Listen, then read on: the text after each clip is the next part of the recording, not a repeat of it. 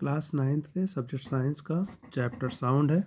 और साउंड के बारे में जैसे कि हम लोग पहले से डिस्कस कर चुके हैं कि साउंड जो है सब मैकेनिकल वेव होती है। मैकेनिकल वेव वो वेव होती है जिनको प्रोपेगेट करने के लिए एक प्लेस से दूसरे प्लेस पर जाने के लिए उनको मीडियम की ज़रूरत पड़ती है। मीडियम 3 प्रकार के होते हैं, हम पढ़ चुके हैं। सॉलिड, लिक्विड, गैस होती है। और हमने आपको पहले भी बताया कि मीडियम में जो साउंड ट्रेवल करती है तो वो सबसे ज़्यादा फास्टर होती है। किस में फास्टर होती है?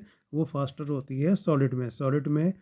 सॉलिड मीडियम में साउंड बहुत तेज़ी से चलती है। अगर इसको आपको महसूस करना हो तो इसका सबसे अच्छा एग्जांपल क्या है? सबसे अच्छा एग्जांपल है जब भी ट्रेन जब आती है तो ट्रेन अगर 1-2 किलोमीटर दूर भी रहती है तो हमको अगर उसके ट्रेन के पटरी के ऊपर हम कान लगाएंगे तो हमको ट्रेन बहुत उसके आने की आवाज़ हमको सुनाई पड़ जाएगी। लेकिन आजकल ये सब करना नहीं है, प्रैक्टिकली नहीं करना है, क्योंकि रूट बदल गए हैं, ट्रेन बहुत फास्ट हो गई है।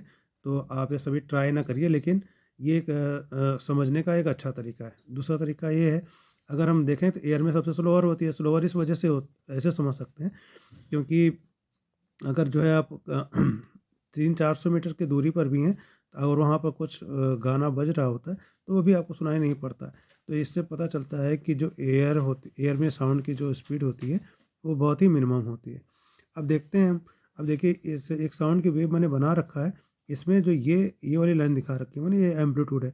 जितना जितना ये बड़ा होगा, यानी कि जितना बड़ा हम बनाएंगे इसको, उसका एम्पलीट्यूड भी उतना ही बड़ा हो जाएगा। अब ये वेवलेंथ होती है। वेवलेंथ क्या होती है? जैसे कि वेवलेंथ के वर्ड में ही लेंथ छुपा हुआ है।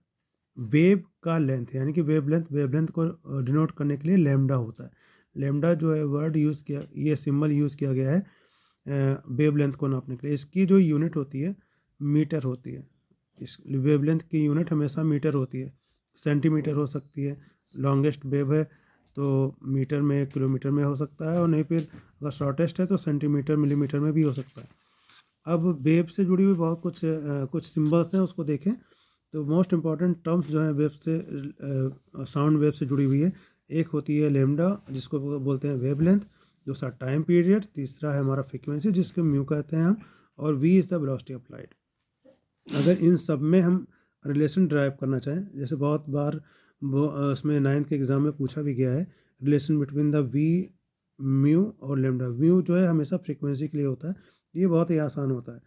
एक बात हमेशा ध्यान रखिएगा, फिजिक्स में कोई भी टीचर पढ़ाए ये बात ध्यान रखिएगा। आप सबसे जिससे भी पढ़िएगा, जब भी कभी एग्जाम में लिखिएगा तो इस बात को ध्यान में रखना है कि फिजिक्स में लैंग्वेज मस्ट होती है। जितनी ज़्यादा लैंग्वेज लिखेंगे उतना ज़्यादा अच्छा नंबर मिलता है। मैथ नहीं है, ये फिजिक्स है, तो फिजिक्स में लैंग्वेज ज़रूर लिखिए। हमने इसको शॉर्ट फॉर्म में लिखा, देखिए speed equal to distance upon time होता है, हम ये जानते हैं। और अगर हम इसको लिखें वेलोसिटी, तो वेलोसिटी ऑफ वेव, स्पीड की जगह पे हमने क्या टर्म ले लिया? वेलोसिटी। वेलोसिटी ऑफ वेव क्या हो जाएगा? Wave length.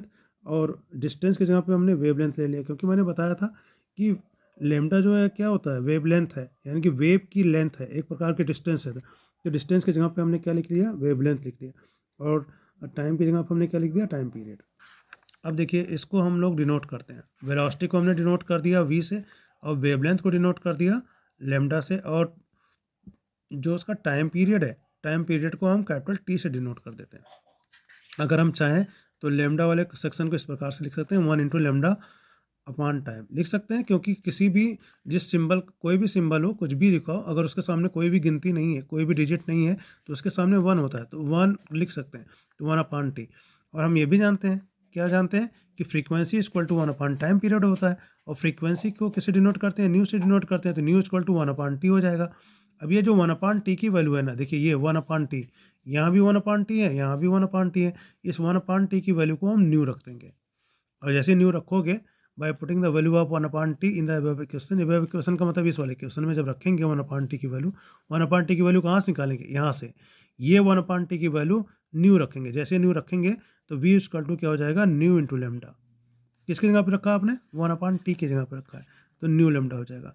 बस हमारा प्रूफ हो गया। हमको तो तीनों चीज़ों में किस में रिलेशन चाहिए था? हमको रिलेशन चाहिए था v में, न्यू में, लेमडा में।